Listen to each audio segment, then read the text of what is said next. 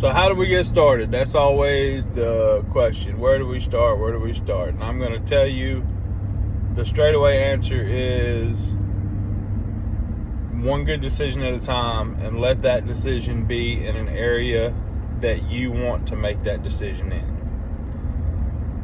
If you're like me and you're a bit of a food addict, that area that you want to make that decision is not necessarily going to be cleaning up your diet and restricting, different types of food and eliminating things from your diet. If you're like me, the good decision is going to start with, hey, I don't mind working, so let my one good decision be implementing, 15 minutes of cardio every day until I feel like I can do more.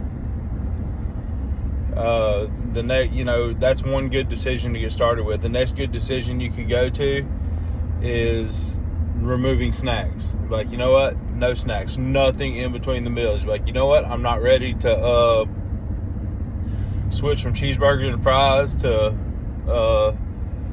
house salads, but I'm going to cut everything in between. No more Kit Kats, no more Snickers, no more ice cream in between meals. And then your next decision can be like, hey, I'm going to progressively go longer on cardio because my wind is getting up. I'm seeing those results.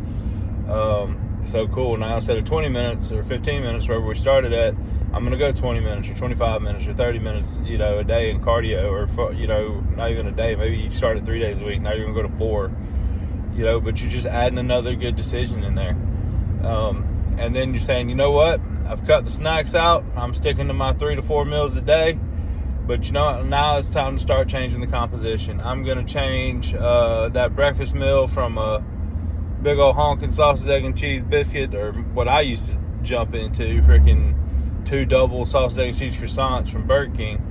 I'm going to change that from 2 to 1, or I'm going to change that from one of those to a double scoop protein shake.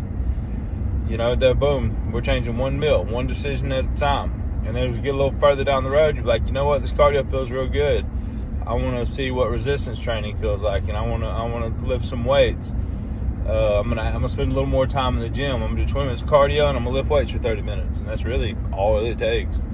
As far as the exercise front, you can do a lot of damage in 20 minutes of cardio, 30 minutes of lifting weights.